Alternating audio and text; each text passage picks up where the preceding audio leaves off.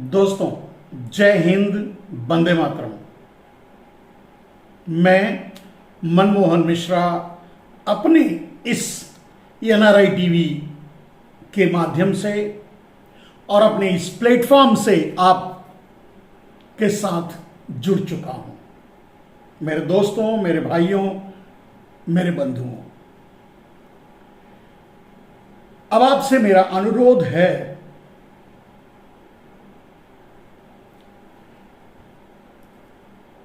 कि आज जिस विषय को लेकर हम आपके सामने आए हैं और जिस विषय को आपके सामने रखना चाहते हैं दोस्तों,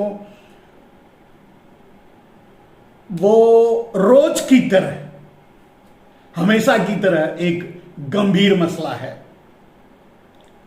तो दोस्तों, आज मैंने अपने टाइमलाइन पे डाला है, आपने देखा कि नरेंद्र मोदी का अमृत काल। आज जो आपने टाइमलाइन पे देखा होगा मेरे टैगलाइन को, वो है नरेंद्र मोदी का अमृत काल। कैसा चल रहा है भारत पर, कैसा चल रहा है भारत पर, कितना भारी है मोदी का अमृत काल और कैसा चल रहा है। दोस्तों, इस विषय को लेकर के हम आपके सामने आए हैं, भारत में मोदी का अमृत काल। तो सबसे पहली बात जो आपके सामने रखना चाहेंगे, नरेंद्र मोदी के अमृत काल के बारे में। आप जानते हैं वो सोशल मीडिया में बड़ी तेजी से वायरल है मेरे दोस्तों, और आपका जो कमेंट है वो भी मैं साथ में पढ़ता रहूंगा। मेरे भाई शाकिर यासीन जी जुड़ चुके हैं और प्रीति जोशी, सभी को, आप सभी को मेरा नमन, प्रार्थना, अनुरोध, विनय और विनती हमेशा की तरह। मेरे दोस्त, आपके अलावा कोई मेरा नहीं है, भारत का नहीं है, मेरा क्या है, तो आपके अलावा कोई इस भारत का नहीं है जो भारत के बारे में सोच सके, भारत को संभाल सके, भारत को बचा सके। आप चाहें तो भारत को बचा सकते हैं। सोशल मीडिया एक पावरफुल प्लेटफॉर्म है जहां से आप अपनी बातें लोगों तक पहुंचा सकते हैं, लोगों के सामने रख सकते हैं दोस्तों। तो आज भी आप, जैसा कि हमेशा जानते हैं, जो विषय है, हमारे विषय हमेशा लोगों से हटकर होते हैं। जो social media, streamline, print media नहीं बताते, उन बातों को हम आप तक लाने की कोशिश करते हैं। तो शाकिर भाई और नौबीर भाई और प्रीति जोशी जी, आप सभी का अभिनंदन है। आपसे हमेशा जैसा कि प्रार्थना रहता है, सभी का अभिनंदन करते हुए मैं आपसे प्रार्थना करता हूं कि आप इसे सबसे पहले अपनी टाइमलाइन पे शेयर कर लें, बाद में आपकी टाइमलाइन से लोग इसे हमेशा आगे बढ़ाएंगे, शेयर करेंगे। क्योंकि भारत में जहां कायरों, बुजदिलों की भरमार है, बहुतायत है, वहां बहादुर और जिम्मेदार लोग भी हैं। हमारी आपकी जिम्मेदारी है इस देश को बचाने की। आप देख रहे हैं देश को किस तरह, किस ढंग से बेचा जा रहा है, तोड़ा जा रहा है, मरोड़ा जा रहा है, खत्म किया जा रहा है, देख रहे हैं। तो सबसे चर्चित बात आज की, मैं इस विषय को मैं कभी नहीं लेता नहीं और लेना नहीं चाहता, लेकिन क्या करें। और मैंने अपने कल के लाइव में कहा था कि नरेंद्र मोदी यानी आरएसएस, मोदी जनता पार्टी आरएसएस के पिच पर हम जाकर ना खेलें जो वो विषाद बिछाना चाहते हैं। मैंने कल ये बात कही थी लगातार की घटनाओं को देखते हुए, और कल ही या शायद आज एक और घटना हुई। तथा कथित एक भगवाधारी, अब सच तो यह है कि भगवा पहनने में भी अब शर्म आती है। मेरे दोस्त, मैं इन गद्दारों की तरह मैं भगवाधारी नहीं हूं। मैं इनकी सोच, इनकी भाषा का समर्थन नहीं कर सकता। तो आज एक ऐसा ही भगवाधारी देशद्रोही आकर के समाज में एक समुदाय के पूजा स्थल या जो भी है उनके सामने आकर कहता है, बलात्कार करने का चैलेंज करता है कि हम बलात्कार भी करेंगे। अब एक भगवाधारी ये शब्द कहे, ये बात कहे, सोच नहीं पाता। मैं ऐसे भारत की कल्पना कभी नहीं की थी मेरे दोस्त। अच्छे भी लोग होते हैं, बुरे भी लोग होते हैं, लेकिन एक संत तथा कथित कहीं का महंत, अब वो चोर है, डाकू है, क्या है पता नहीं, संत तो नहीं हो सकता, जो इतनी बड़ी बात कह सकता है कि मैं इस विशेष समुदाय की लड़की का बलात्कार करूंगा। जो इतने घटिया ये शब्द इस्तेमाल कर देता है, वो संत तो नहीं हो सकता। न चाहते हुए भी ये बात आपके सामने मुझे कहनी पड़ रही है, और बड़े शर्म की बात है, बड़े शर्म की बात है। और मैं पूरे इस देश से क्षमा चाहता हूं कि मैं भी भगवाधारी हूं। अब इसे गलत कहूं या सही कहूं, अफसोस जरूर है भगवा पहनने का। और अगर यह समझ में आ गया होता, मुझे सच कह रहा हूं, दिल से बात कह रहा हूं कि अगर यह मुझे समझ में आ गया होता कि भगवा पहनकर ऐसे गंदे चरित्र के लोग होते हैं, गंदी बातें भी करते हैं, गंदे बोल भी बोलते हैं, तो मैं कभी भगवा नहीं पहनता। मानवता की पूजा करना, मानवता की रक्षा करना, यह अपने आप में एक संत का कर्तव्य होता है, और वो कर्तव्य बिना भगवा पहने भी किया जा सकता है। तो दोस्तों, आज मैं पूरे देश से,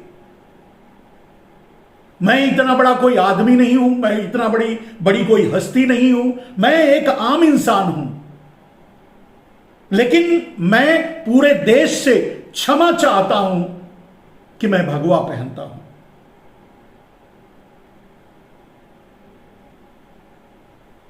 मैं सर्वसार हूं कि मैं भगवा पहनता हूं। मैं अपने आप को जलील महसूस कर रहा हूं कि मैं भगवा पहनता हूं, क्योंकि इस भगवा को कुछ देशद्रोहियों ने, देश के गद्दारों ने, देश के भगवाधारियों ने इतना जलील किया कि अब तो सचमुच शर्म आने लगी है कि मैं भगवा पहनता हूं। मेरे दोस्त, कोई संत, कोई भगवाधारी ऐसी बात नहीं कर सकता। और अगर इस देश में कानून है, तो जो बलात्कार करने का खुलेआम चैलेंज कर रहा है,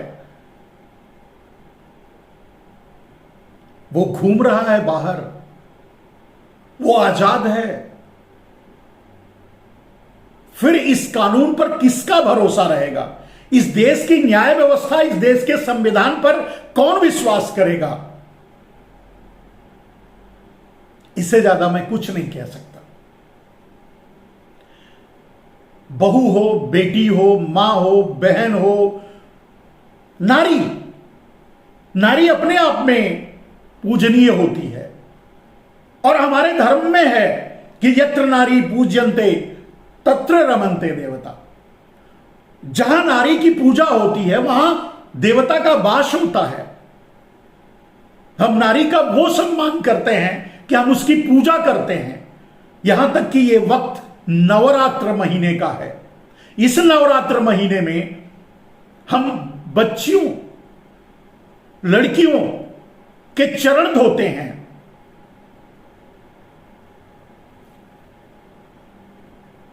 उनकी पूजा करते हैं, उनको मां मानते हैं, दुर्गा मां,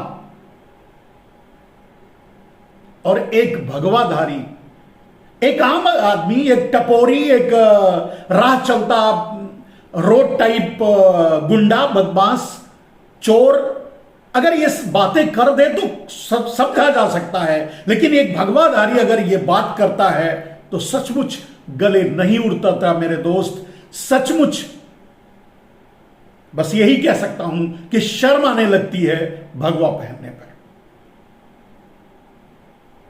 और ये काम कोई कर नहीं रहा है। ये आदमी जिसने इतनी बड़ी बात कह दी, सरेआम बलात्कार करने की बात कह दी, ये आदमी ये कह नहीं रहा है, इससे कहलवाया जा रहा है। ये आरएसएस का षड्यंत्र है, ये मोदी जनता पार्टी और आरएसएस का मिला जुला एजेंडा है। मैंने कल भी कहा था ऐसी चीजें आएंगी आपके सामने, क्योंकि आपका ध्यान वहीं रहे, वहां से ना हटे। जो ये देश बेच रहे हैं, देश के टुकड़े टुकड़े कर रहे हैं, देश को गर्त में ले जा रहे हैं, देश का सौदा कर रहे हैं, उस पर कोई सवाल ना उठाए, उस पर किसी की निगाह ना जाए, उस पर कोई बोले ना, उस पर कोई डिबेट ना हो। ये इनकी साजिश है। ये आरएसएस, मोदी जनता पार्टी की सोची समझी साजिश है। अब आप देखेंगे ना, इसमें आरएसएस बोलेगा, ना मोदी बोलेंगे, ना भारतीय जनता पार्टी का कोई नेता बोलेगा, कोई नहीं बोलेगा, बल्कि उसको सही ठहराया जाएगा।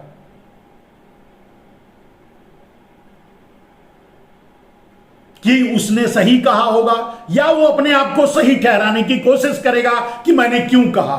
लेकिन शर्म आती है, शर्म आती है, सचमुच शर्म आती है भगवा पहनने पर। और ये इस तरह से भगवा को बदनाम कर रहे हैं, भगवा को नंगा कर रहे हैं। क्या कहूं, मेरे पास कोई शब्द नहीं बचता। ये अमृत काल चल रहा है, इसीलिए मैंने लिखा है आज कि यह मोदी का अमृत काल है, जहां एक संत के रूप में एक बलात्कारी बलात्कार करने की धमकी देता है। महिला चाहे कोई भी हो, अगर किसी समुदाय, किसी संप्रदाय से कोई महिला है, कोई जैनी है, कोई मुस्लिम्स है, कोई सिख है, या कोई किसी और की महिला है, अगर वो हिंदू नहीं है तो क्या वो महिला नहीं है? क्या वो मां नहीं है? क्या वो बेटी नहीं है? और क्या कोई इंसान किसी मां, बेटी, बहन से बलात्कार करने की बात कर सकता है सार्वजनिक रूप से? मैं तो समझता हूं बलात्कारियों को फांसी देने से पहले इस आदमी को पकड़ करके सरेआम फांसी दे देनी चाहिए। तभी लोगों को यह संदेश जाएगा कि कम से कम इतनी गिरी हुई बात और समाज को इस तरह जलील करने वाली बात कोई और तो नहीं करेगा। लेकिन आप धैर्य रखिए, कुछ नहीं होने वाला है, क्योंकि ये नरेंद्र मोदी, मोदी जनता पार्टी और आरएसएस की साजिश है। और ये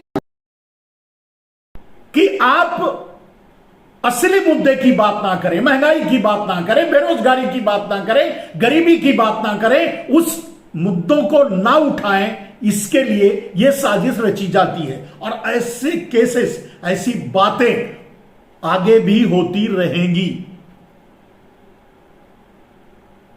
और ऐसे लोग अपने ये कोई सम्मान नहीं बढ़ाते, ये देश को कलंकित करते हैं, धर्म को कलंकित करते हैं। हिंदू धर्म में मैं नहीं समझता कि इस तरह की कोई व्यवस्था होगी जिसमें भगवा पहनकर एक नराधम, पापी, दुराचारी, दुष्चरित्र, दुष्ट इस तरह की भाषा बोले और इस तरह की बात करे। हमारे रामायण में एक श्लोक है मेरे दोस्त, वैसे यह सबके लिए लागू होता है।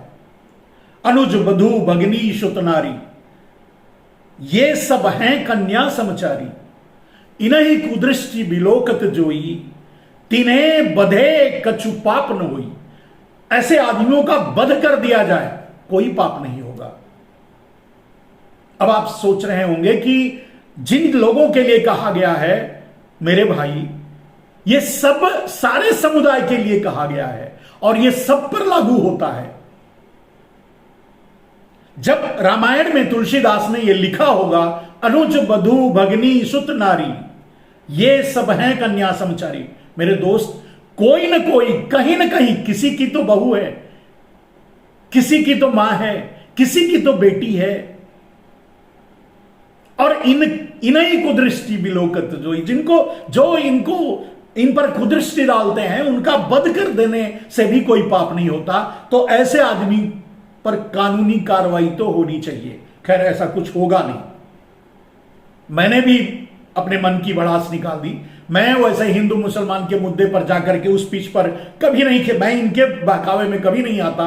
मेरा मुद्दा होता है गरीबी, महंगाई, बेरोजगारी। लेकिन दो शब्द मेरे दिल के दर्द को मैंने आपके सामने बयान कर दिया। इसके अलावा मेरी और कोई मंशा नहीं थी। मेरे कुछ भाई अब लिखने की कोशिश कर रहे हैं, मैं उसको भी पढ़ता चलूंगा।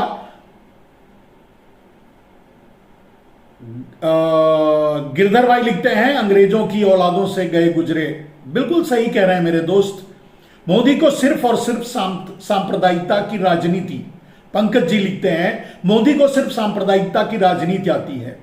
अगर बदलाव हो सकता है तो भाजपा के अंदर से ही हो सकता है। बिल्कुल सही बात। ये मुद्दे भाजपा में भी उठने चाहिए। क्या भाजपा के लोग सबों ने चूड़ियां पहन ली है, अपना जमीर मार दिया है? मैं नहीं समझता। और वो क्यों नहीं सामने आते, वो क्यों नहीं ऐसी बातों का विरोध करते, वो क्यों नहीं आगे आते, मैं समझ नहीं पाता। मेरे दोस्त, चलिए मैं आपको दूसरे मुद्दों पर ले चलता हूं। कुछ और मुद्दे बारीक जिन पर हमको आपको चिंतन करना चाहिए, जिसके कारण इस तरह के षड्यंत्र भारतीय जनता पार्टी, मोदी जनता पार्टी, नरेंद्र मोदी रच रहे हैं, जिनको छुपाने के लिए। उस मुद्दे को मैं आपके सामने ला रहा हूं। क्या किन चीजों को नरेंद्र मोदी छुपाना चाहते हैं, आप समझिए। जिसको दबाने के लिए, जिसको छुपाने के लिए, जिस पर कोई बात ना हो सके, उसकी बात करूंगा। एक क्लिप्स आपके सामने है, वीडियो क्लिप्स नहीं है मेरे दोस्त, ये एक पोस्टर्स है सोशल मीडिया का ही, जिसमें आप देख रहे हैं कि राष्ट्रवादी सरकार अब अनुबंध के आधार पर सेना में भी सैनिकों की भर्ती करेगी। सोचिए। खैर, नौकरी के सारे रास्ते बंद कर चुके हैं वो, और बंद कर दिए हैं, कोई नहीं है। लेकिन क्या आप समझते हैं, क्या आपको विश्वास है कि अनुबंध पर काम करने वाली सेना भारत के लिए उचित होगी, भारत की राष्ट्र संप्रभुता के लिए, भारत की रक्षा के लिए? किस हद तक किन किन चीजों को ये बेचेंगे और किस हद तक देश को खोखला करेंगे? अब इन्हें लगने लगा है कि सेना पर जो खर्च किया जा रहा है वो भी गलत है, उस पर भी नहीं खर्च होना चाहिए, उस पर कटौती होनी चाहिए। तो आप समझते हैं इसके इरादे क्या हैं? यह कहीं अमेरिका चीन से समझौता तो नहीं है? अमेरिका और चीन की गुलामी स्वीकार करने की साजिश तो नहीं है? आप इस पर गहन सोच, गहन अध्ययन कीजिए। सच क्या है, आज नहीं तो कल आपके सामने आएगा। रमेश दामोदर लिखते हैं, सच कह रहे हैं स्वामी जी, पिछले पिछले कई बातें सच होती जा रही हैं। समझने वाले की वाली पते की बात कैसे किसकी समझ में नहीं आती होगी। हैरानी हो रही है, बचेगा तो कोई नहीं, समय ही बता देगा। बलराम जी कहते हैं नेतृत्व परिवर्तन की जरूरत है। मुनीर भाई और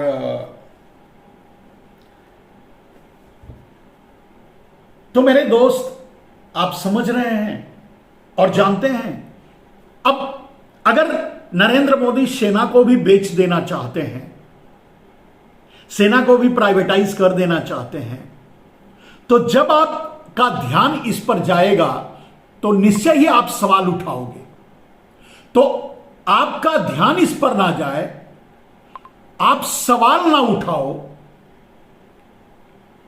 इसके लिए ये षड्यंत्र करते रहते हैं। मेरे दोस्त, एक छोटी सी क्लिप जहां से आपको नरेंद्र मोदी प्राप्त हुए हैं, ये महामानव आपको इस देश को मिला है। एक गुजरात का फर्जी मॉडल बना करके आप लोगों को बरगलाया गया था, देश को बरगलाया गया था। तो उस फर्जी मॉडल की पोल खोलती हुई एक छोटी सी रिपोर्ट है, इसको भी आप सुन लीजिए।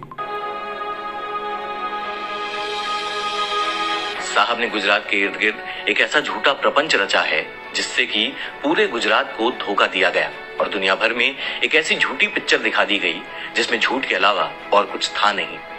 गुजरात मॉडल का झूठ परोसकर साहब की सरकार ने गुजरात सरकार में रहते हुए जनता की मासूमियत का फायदा उठाकर सालों तक देश दुनिया को बेवकूफ बनाते रहे।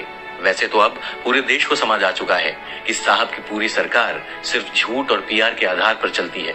गुजरात चुनाव अब बहुत नजदीक है और एक बार फिर से साहब की पार्टी ने वही झूठा प्रपंच लोगों के सामने पेश करना शुरू कर दिया है। गुजरात की जनता के पास अब यह आखिरी मौका है कि वो अपना भविष्य बचा सकती है तो बचा ले, वरना अगर इनकी एक बार फिर से सरकार आ गई तो गुजरात की जनता के 5 साल फिर से खराब हो जाएंगे, जिसे तभी रोका जा सकता है जब साहब की पार्टी और आम आदमी पार्टी को प्रदेश में ना घुसने दिया जाए। चलिए, एक छोटी सी क्लिप है, सोशल मीडिया से ही मैंने ले ली और आपके सामने रख दिया। मेरे दोस्त, मेरा मकसद बस यह है कि आप इनके खतरनाक इरादों को समझते रहें। आप अब जानते हैं ये सब गुजरात को पूरी तरह से नरेंद्र मोदी बेच चुके हैं। गुजरात दिवालिया होने की कगार पे आ चुका है। तो अब खुद आप अंदाजा लगा लीजिए कि ये अपने आप को किस चीज के पीछे छुपा सकते हैं। इनके पास एक ही मुद्दा होता है, एक ही दीवार होती है जिसके पीछे ये छुपते हैं, एक ही मुद्दा होता है जिससे असली मुद्दों से ध्यान भटकाते हैं, वो होता है हिंदू और मुसलमान। और इसीलिए मैंने कहा कि इस जैसे दोगले तथाकथित संत को, संत तो नहीं कहेंगे, तो तथाकथित भगवाधारी को सामने लाकर उससे यह कहलवाना सोची समझी योजना का हिस्सा है। इसलिए ऐसे आदमियों पर बहुत ज्यादा प्रतिक्रिया ना करके, अपना समय व्यर्थ ना करके, दूसरे जो देश बेचने के मुद्दे हैं उस पर आप डिबेट करें, बात करें, सामने रखें, ये आप जारी रखें। मेरे दोस्त, जब आप उनके जाल में फंस जाएंगे, आरएसएस मोदी जनता पार्टी के जाल में फंस जाएंगे, इनसे अगर आप हिंदू मुसलमान के मुद्दे पर बहस करने लगेंगे, मुश्किल हो जाएगा। और ये इसलिए कह रहा हूं क्योंकि इतना जहर आम आदमी के दिल और दिमाग में भर दिया गया है, इतना मतलब एडिक्ट कर दिया, इतना ड्रग्स भर दिया गया है, इतना जहरीला पदार्थ भर दिया गया है लोगों के जहन में कि बड़ी आसानी से ये अपने असली मुद्दे से भटकाकर लोगों को हिंदू मुसलमान वाले मुद्दे पर ला देते हैं। और आपने देखा कि कल से एक ही मुद्दा चल रहा है सोशल मीडिया में, और वो है आज से ही इस नराधम का दिया गया बयान। सब, अब मैं ये इसलिए कह रहा हूं कि ये बहुत बारीकी से सोच समझकर ऐसे मुद्दे लाए जाते हैं सामने और ऐसे मुद्दे उठाए जाते हैं मेरे दोस्त।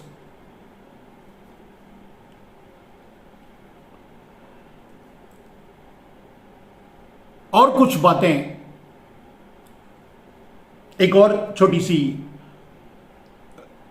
पोस्टर्स है, उसको आप देखिए। सुना है श्रीलंका के प्रधानमंत्री राजपक्षे अभी भी अपनी बात पर कायम है। बात क्या थी? सौगंध मुझे इस मिट्टी की, मैं देश नहीं बिकने,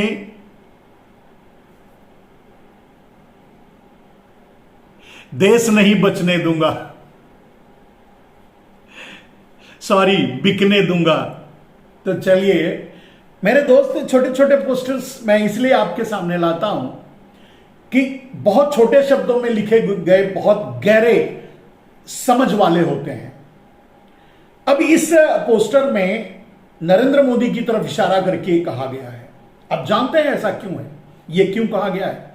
क्योंकि नरेंद्र मोदी श्रीलंका, मतलब जिस दौर से आज गुजर रहा है, नरेंद्र मोदी भी भारत को उसी दौर से गुजार रहे हैं और ले जा रहे हैं।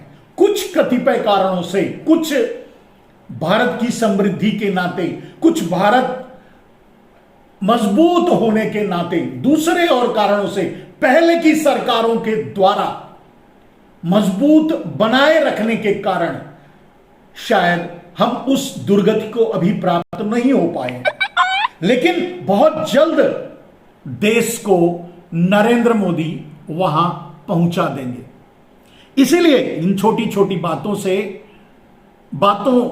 को आपके सामने रखकर हम बताने की कोशिश करते हैं कि इनके इरादे क्या हैं। एक और छोटी सी क्लिप है। खोखला विश्वगुरु होने के साइड इफेक्ट। खोखला विश्वगुरु होने का साइड इफेक्ट। लंका समुद्र से उभरा हुआ पहाड़ है, तो इस पर धान्य फसलें कम होती है। चाय, मसाले, रबर और तमाम हॉर्टिकल्चर की फसल ही उसकी इकोनॉमी है। दक्षिण एशिया का सबसे समृद्ध देश श्रीलंका था, जो कि अब दिवालिया है। प्रभाकरण को हराकर राजपक्षे और उनका परिवार लंका हृदय सम्राट बन गया। बहुमत पर बहुमत मिला, ताकतवर सरकार बनी।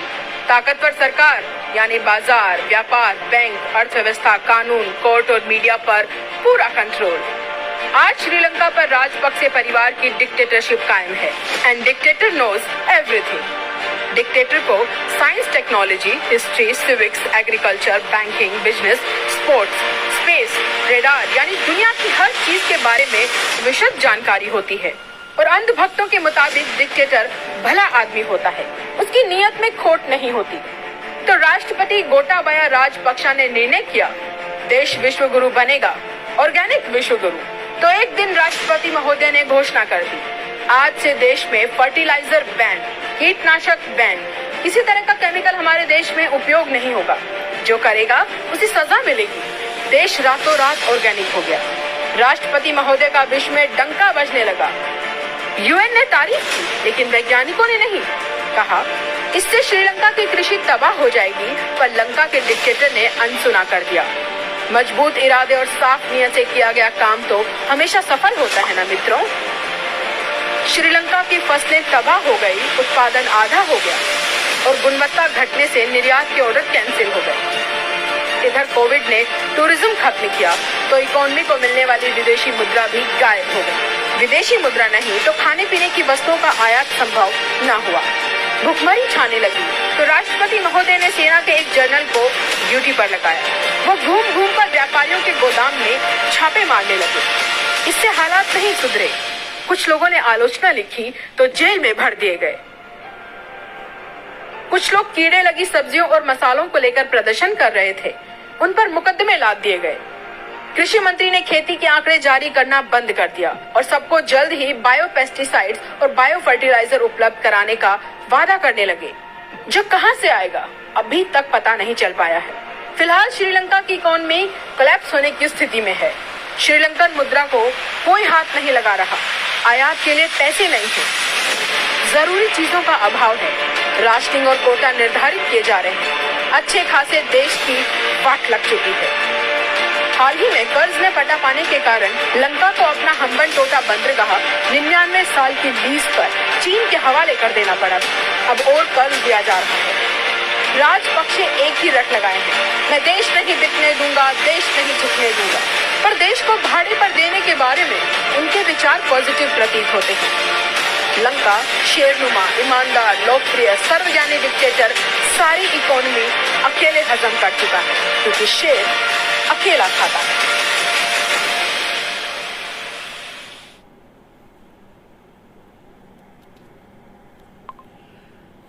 दोस्तों, आपने इसमें इस वीडियो में जो सुना आप समझ गए होंगे और आपने अनुमान लगाया होगा, आप इसको अच्छी तरह समझ गए होंगे। एक खास बात मैं बता दूं कि ये राजपक्षे भी वहां के सिंघली और श्रीलंकन्स और बौद्ध और तमिल जो यहां से जाकर वहां बसे हैं, तमिलनाडु से जाके बसे हैं, भारत से जाके बसे हैं, इनके बीच झगड़ा करवा करके, इनके बीच दुराव पैदा करके ही यह आदमी राष्ट्रपति बना है। आप समझ सकते हैं। जब ये आपने सुना, इसमें आपको लगा होगा कि जो भी आप सुन रहे हैं वो नरेंद्र मोदी के बारे में ही सुन रहे हैं। तो खतरे का एहसास हुआ कि नहीं? क्या आपको लगता है कि हम श्रीलंका से भी ज्यादा खतरे में हैं? नहीं लगता, लगना चाहिए। और आज नहीं कल सामने रिजल्ट भी आ जाएगा, आना शुरू हो चुका है।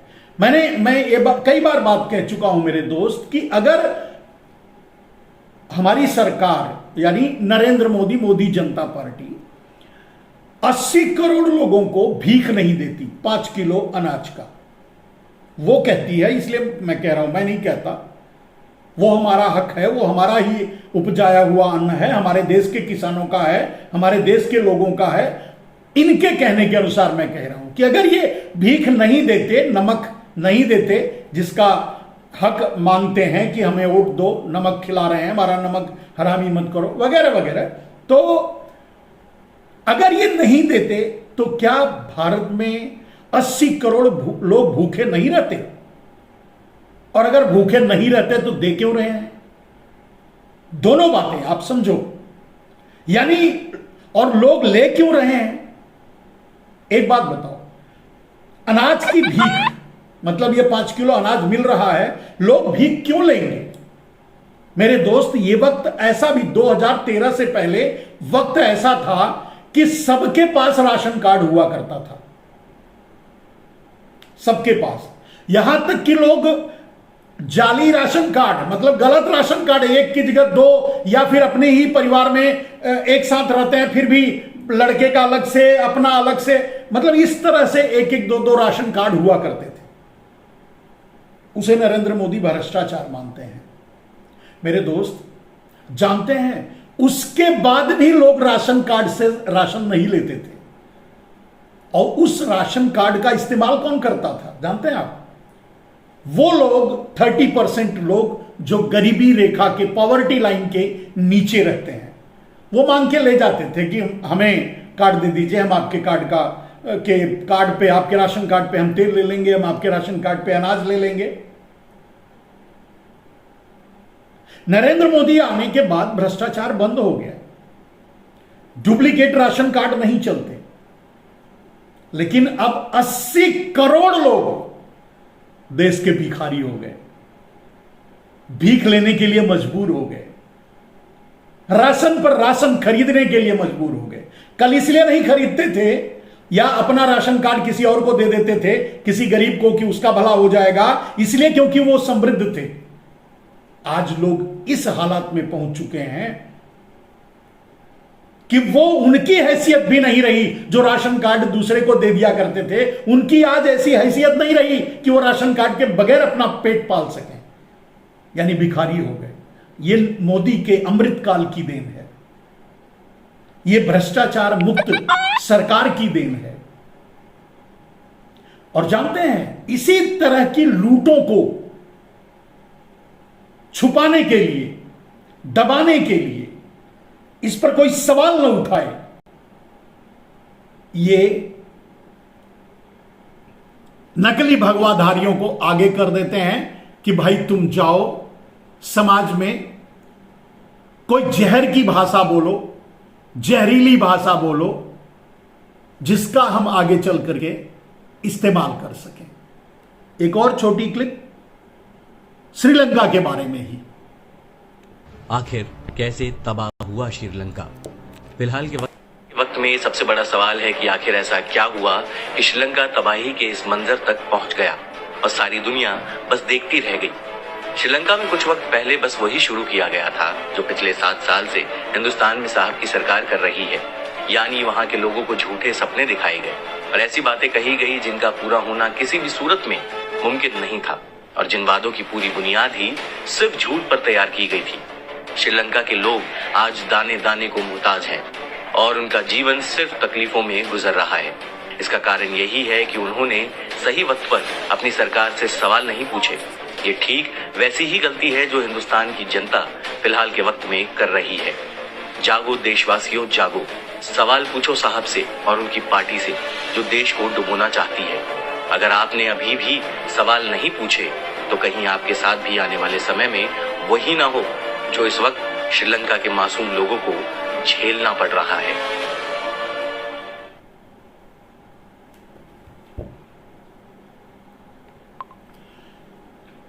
तो दोस्तों, कुछ चीजें मैंने आपके सामने रखी। आज का जो मेरा मूल विषय था कि हम उस अमृत काल से गुजर रहे हैं, उस छद्म अमृत काल से गुजर रहे हैं, उस ठगी के दौर से गुजर रहे हैं, उस लूट के दौर से गुजर रहे हैं, या हम उस दौर से गुजर रहे हैं कि हम या भारत टुकड़े टुकड़े हो जाएगा, बिखर जाएगा, बिक जाएगा, भारत के लोग भूखे मर जाएंगे, न जाने क्या क्या होने की संभावना है। और ये बहुत साधारण सी बात है मेरे दोस्त। लोग जब भूखे रहने लगेंगे, एक बात बताओ, आपके घर में अनाज नहीं है, आपका बेटा भूखा है, आपकी बेटी भूखी है, आपकी बीबी और आपका परिवार अगर भूखा है, उस स्थिति में आप सड़क पर निकलकर क्या करेंगे? आदमी परिवार पालने के लिए चोरी करता है, डकैती डालता है, अपराध करता है, छिनैती करता है। यानी नरेंद्र मोदी के इस दुष्कर्म के नाते भारत में अराजकता बढ़ेगी, जिसको अगर सही शब्दों में कहा जाए तो भारत में गृह युद्ध हो जाएगा। और जब भारत गृह युद्ध से ग्रसित होगा, ठीक उसी समय भारत पर बाहरी आक्रमण होगा। चीन दाव लगाए बैठा है, घात लगाए बैठा है, मोदी को खरीद चुका है चीन। वरना चीन सबसे बड़ा हमारा निर्यातक नहीं होता, मतलब हमारे यहां सबसे ज्यादा निर्यात अगर आयात होता है तो चीन से होता है। आज हम धीरे धीरे चीन पर डिपेंड होते जा रहे हैं एक तरफ। दूसरी तरफ चीन भारत में हिमाकत भी कर रहा है, अपने गांव बना रहा है, धीरे धीरे हमारी जमीनें हड़प रहा है, और मोदी जी को सांस भी नहीं आ रही है। आपके 56 इंच वाले आप समझ लीजिए। तो क्या ये अंदरूनी समझौता है कोई चीन से, अमेरिका से, या दुनिया के पूंजीवादी देशों से कि भारत आपके हवाले हम कर देंगे, बस मात्र हमें भारत पर राज करने दो, भारत का प्रधानमंत्री बने रहने दो, भारत का राष्ट्रपति बने रहने दो, भारत की सत्ता हमारे हाथ में रहने दो, हम आपको भारत को बेच देंगे। क्या यह कोई समझौता है? और सबसे बड़ी बात, लोग इस पर डिबेट ना करें, इस पर बात ना करें, इस पर बोले ना, इसको समझने की कोशिश ना करें। इसके लिए क्या किया जाता है मेरे दोस्त? इसके लिए ऐसे देशद्रोही भगवाधारियों को, देश के गद्दारों को आगे कर दिया जाता है, जो वो असामाजिक बोल बोल सकें, जिसकी कल्पना भी नहीं कर सकते। मेरे दोस्त, ऐसे लोगों पर अभी आपने देखा कि शायद मध्य प्रदेश में पत्रकार पर कार्रवाई हुई, उसको नंगा करके, मतलब चड्डी पहने हुए हैं सभी वो समूह के लोग, उनको थाने में बिठाया गया है, उनके साथ ये व्यवहार किया जाता है। लेकिन इनके साथ जो इतने बड़े जहरीले बोलते हैं, जो देश को अराजकता की ओर ले जा रहे हैं, उन पर कोई कार्रवाई नहीं होती और गर्व भी महसूस करते हैं। अब एक इस तरह के आदमी, माने संत, जो तथाकथित भगवाधारी, तो भगवाधारी भी कहना गलत है, तथाकथित इस भगवाधारी ने जो कहा, उससे आपको क्या लगता है? आपको साजिश की बू नहीं आती कि जो अराजकता, जो डकैती मारी जा रही है, जो चोरी की जा रही है, जो भारत को बेचा जा रहा है, जो भारत को गरीब बनाया जा रहा है, जो लोगों का रोजगार छीना जा रहा है, लोगों को बेरोजगार बनाया जा रहा है, भारत को गरीब बनाया जा रहा है, किसानों के साथ धोखा किया जा रहा है, मजदूरों के साथ धोखा किया जा रहा है, जो ये सब किया जा रहा है, उस पर कोई ना बोले, इसके लिए इस तरह के भगवाधारियों को आगे किया जा रहा है, जो इस तरह के जहरीले बोल सकें। और ऐसे लोगों से किसका, आप समझते हैं कि वो देश के पक्ष में है, उनकी भाषा या उनके बोल या हिंदुओं के हित में है? ऐसे लोग दावा करते हैं कि वो हिंदू हैं। हम तो समझते हैं ये हिंदू होने का अर्थ भी नहीं जानते होंगे। खैर, चलिए मेरे दोस्त, आज मैं आपका छोटा ही सा ही समय लूंगा, क्योंकि मैं आने में ही लेट कर दिया था। कल मैं फिर आपके साथ ऐसे ही किसी विषय को लेकर के मैं जुड़ूंगा। मेरे दोस्त, मेरा इरादा कभी नहीं होता कि मैं हिंदू मुसलमान के मुद्दे को मुद्दा बना करके आपसे डिबेट करूं, आपसे बात करूं, आप तक, क्योंकि मैं आपका समय बर्बाद नहीं करना चाहता, क्योंकि मैं इनकी योजनाओं में, इनके षड्यंत्र में, आरएसएस, भारतीय जनता पार्टी और मोदी के षड्यंत्र में नहीं फंसता, इसलिए मैं इनकी बातें नहीं करता। आज भी मैंने बस संदेश के रूप में, आपको सावधानी के रूप में बताया कि इस तरह के जहरीले बोल बोलने वाले पर कोई रिएक्ट ना करें, कुछ भी रिएक्शन ना करें। ये किसी काम के नहीं है, कुछ नहीं करेंगे, किसी का कुछ बिगाड़ भी नहीं सकते और किसी के हित में भी नहीं। ऐसा नहीं है कि ये मुसलमानों का कुछ बिगाड़ लेंगे, और ऐसा भी नहीं है कि किस हिंदू का कोई हित कर देंगे। ये तो नंगा कर रहे हैं हिंदुओं को भी। इनकी भाषा से ये लगता है, खैर वो बात नहीं कहेंगे, जाने दीजिए। मेरे दोस्त, सावधान रहिए, इनकी साजिशों में मत फंसिए, देश को बचाइए। देश आपका है, देश किसी के बाप का नहीं है। आज के लिए बस इतना ही। जय हिंद, वंदे मातरम।